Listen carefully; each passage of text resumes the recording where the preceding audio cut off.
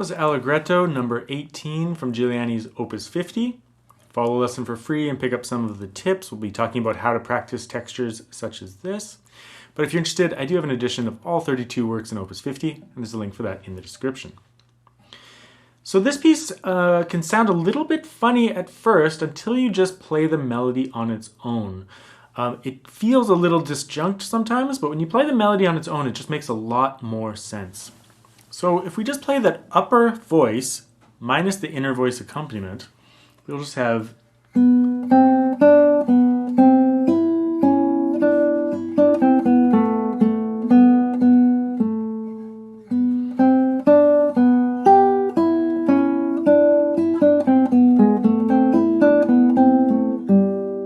See, it makes quite a bit of sense like that, but when you first start the piece, it might feel a little bit like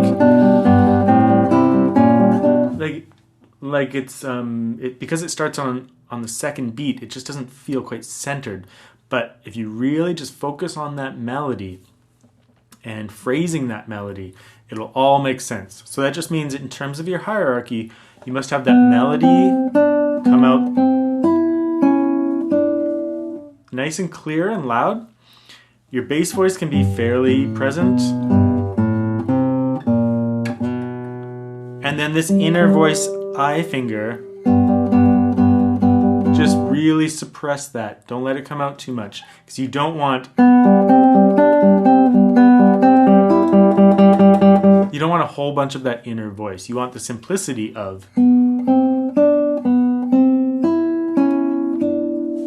to come out nice and clearly. So practice that until your phrasing is all taken care of and it sounds nice and legato and the way you want it.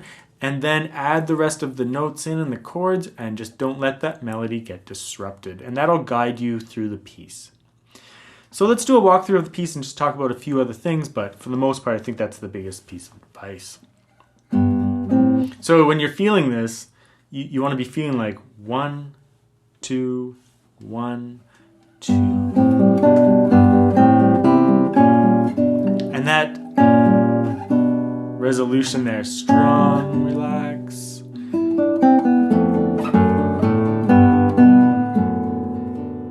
You don't have much time to rest at bar 4. There's not much downtime at the end of that phrase. Like if you had done a full measure, you'd have more time, but so you just ease back into it right away. And then you have a proper cadence there. And then he does this kind of repeated figure here.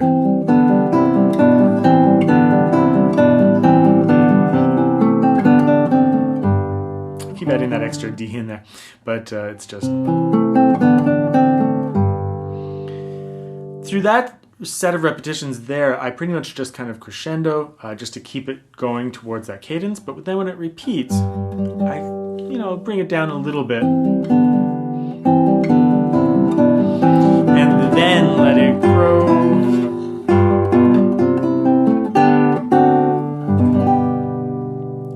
He ends it quite abruptly as well. So it's a small little compact piece that if you bang out the notes, it just doesn't seem to make much sense. But if you really present that melody nicely, the piece comes off just fine. So it's a really good exercise in your ability to balance the different voices, bring that melody out, suppress the other stuff, and make sense of the phrasing. So it's a good exercise in that, and your ability to be able to do that comes in really handy. It's not my favorite piece in the collection, but it's quite nice once you learn to do that. So don't overlook it. Make sure you put in the proper time with this one.